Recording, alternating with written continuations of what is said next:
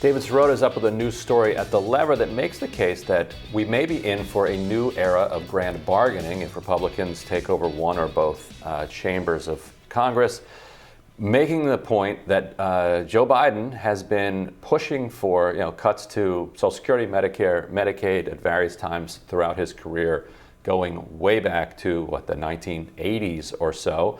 David Sirota, who's editor-in-chief of The Lever, joins us now.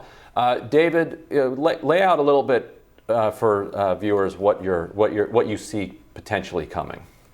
So Lindsey Graham this week said that he said that the Congress must do entitlement reform, and that was a big story for one or two news cycles. And the Democrats expressed outrage at this, saying, "Look, if the Republicans win, they're going to try to cut Social Security and Medicare."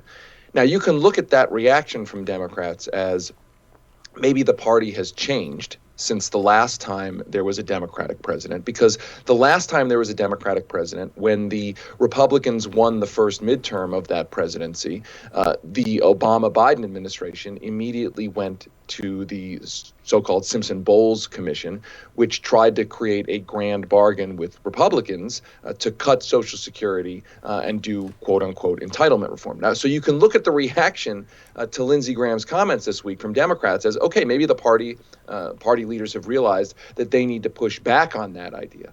Or you can look at it as Graham actually yelling the quiet part out loud, telegraphing what the Republicans expect the Democratic president to do if the Democrats lose the midterms. And I think, look, I don't know which way it's going to go, but I think there should be a lot of concern that if Republicans win the midterms, Joe Biden, a guy who has tried to work with Republicans for many, many decades to cut Social Security and Medicare, that he may say, listen, I have to move to the quote-unquote center, and my first move out of the gate is going to be another commission to work with people like Lindsey Graham to try to cut Social Security and Medicare. I'm not saying it's going to happen. What I'm saying is that it's on the minds of Republicans right now.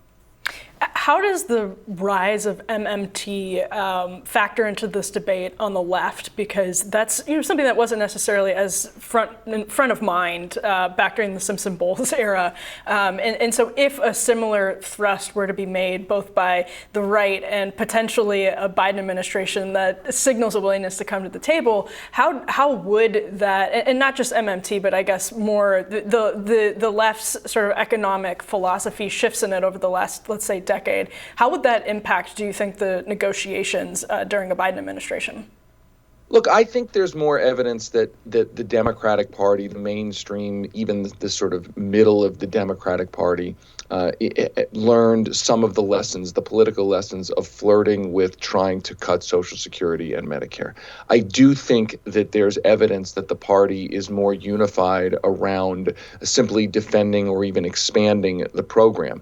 I think they went through a couple times in the Clinton administration and in the Obama administration of this sort of fetishizing under the banner of entitlement reform, fetishizing these idea of cuts or balancing the federal budget through cuts to these programs. So I think that has definitely changed.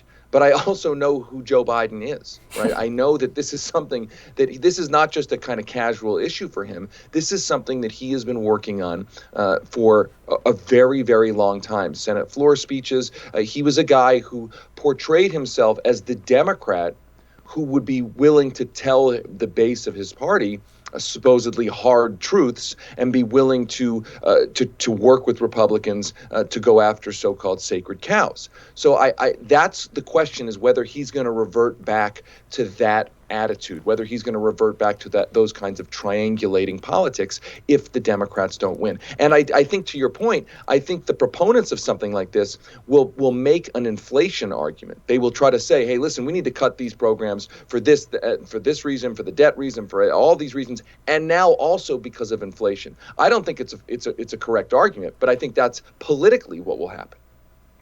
Right, and to put an even finer point on it, David, as you've mentioned, there was not just Simpson-Bowles, there was also what was called the Biden Commission. So while Biden's top staffer was the lead staffer for the Simpson-Bowles, Biden then chaired his own commission that tried to cut a deal with, and his co-chair was Eric Cantor. So Eric Cantor. It ended so well for Eric Cantor. And actually, I want to ask Emily about this too, because it did end badly for Eric Cantor. Yeah.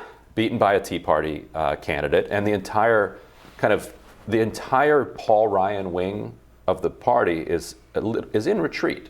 Now Mitch McConnell still controls the Senate, but just the energy is not with them anymore. And so I'm curious if Lindsey Graham and Joe Biden sit down and say, you know what, we do want to do this. We want to cut Social Security, Medicare, Medicaid. Is the populist energy on the right now such that they would actually resist that?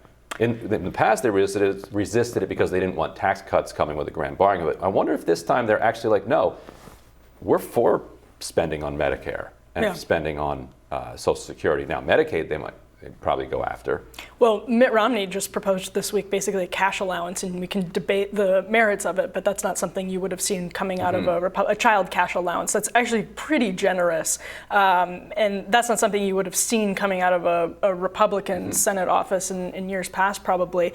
I don't know. I think Republicans have a similar problem on health care that Democrats have on this issue, and maybe I'll throw it back to David on this question, in that it's hard to, Republicans have failed over and over again to propose any solution of their own on healthcare because they have nothing. They really have nothing other than cronyism, which is what they like. And on the left, I guess I wonder if sometimes they get sucked into Simpson Bowles, sucked into Biden, because they don't have a good answer as to how these programs could be made solvent, how these programs can be made so that they do benefit people 20 years down the road, 30 years down the road, 50 years down the road. And I guess I'm curious how in 2024 or this moment right now, post midterms, what do you think Democrats should be talking about? What is the narrative that should be set to counter what may be a very tempting narrative about austerity politically for somebody like Joe Biden or for Republicans? How should the left be talking about this? Is it austerity for the Pentagon? Where can we sort of find this money? Well, look, I actually think that progressives have had a something of a good solution on Social Security, as an example. For a long time, there has been a pretty simple piece of legislation to lift the payroll tax cap, to basically say, listen, I mean, right now, the way Social Security works is you pay Social Security taxes on the first, whatever it is, $100,000+ of your income, and then the cap, and then that's the cap, and then essentially people above that income or income above that doesn't get applied to payroll taxes. So a pretty simple, easy to understand policy, which, by the way, you could also argue in some ways is deflationary in terms of taking money out of circulation, is to simply lift the cap. The problem is that progressives have not had support for that in the center corporate side of the Democratic Party. So I guess the point is that there needs to be a battle inside of the party to figure out what the party's actual position on all this stuff is. And that battle still hasn't really happened. I mean, I think, again, the party is more unified than it's been around the idea of let's not cut Social Security. That doesn't mean that Joe Biden won't go try to do it. But I think as a whole, there's much more unity around do not cut Social Security and Medicare. To shore up the system, I do not think there is a lot of unity yet. And maybe that's exactly what, if Biden actually went forward with another Simpson-Bowles commission, maybe that's what would prompt a kind of reckoning about what the party's actual position on shoring up the programs really is. Right. And in fact, there's a bill by John Larson in Congress that has more than 200 co-sponsors that actually expands Social Security, like makes it more generous to people. Yeah. Do you think that inflation, topped with this call from Lindsey Graham and this kind of like bubbling of austerity, is draining the energy away from what had been a lot of momentum toward expanding Social Security? Yeah, I think inflation is affecting all of these discussions about fiscal policy, about these social programs. I think, look, Social Security is seeing one of its biggest increases, cost of living increases, because of inflation, which I think it's good that those cost of living increases are happening. I think ultimately, in the wider scale of things, yes, look, there's many things that the government can do to deal with inflation. I mean, everything from trying to crack down on corporate profiteering, to tax tax increases on the wealthy that takes money out of circulation to reducing spending on the defense budget. I mean, just this week, the Senate is pushing forward $45 billion more in defense spending than even the Biden administration is pushing. I think all of these, the folks in Washington are not having an honest conversation about inflation, leaving the Fed to just use a very blunt, nasty instrument of interest rate hikes that hurt workers. And I think that's an ideological choice. I don't think either party, frankly, has put forward an inflation agenda that does anything more than try to deal with the situation by harming workers. And I think that is going to sort itself out, whether the party leaders like it or not. In other words, there's going to be a reckoning on that separately.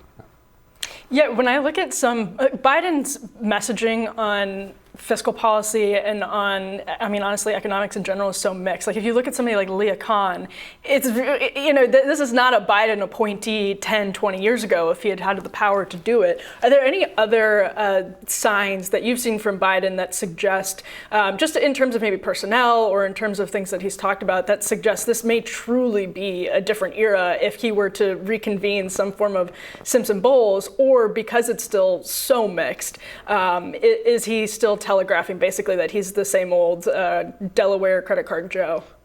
I mean, that's the open question. And we have not seen him as president with a Republican Congress. I mean, we haven't seen him in a situation where Republicans are going to be pushing him to go back to that old Joe Biden. I think that's why I think those comments from Lindsey Graham are so important, which to me, they say they expect him to revert back to that they expect the media narrative to somehow blame, which I think is ridiculous, but somehow blame the midterm election losses on the base of the Democratic Party, the so-called, the left, and that coming out of that election, Biden will say, okay, all I got to do is go back and be the old pre-2020 election Joe Biden, the Joe Biden who always wants to cut a deal with Republicans and show my own party's base that I'm willing to stomp on them.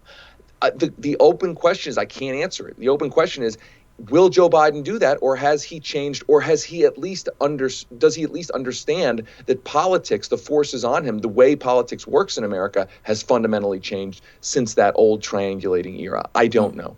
Yeah, and we'll find out. Interesting question. David, thanks so much for joining us. Thanks to both of you. And we'll have more Rising right after this.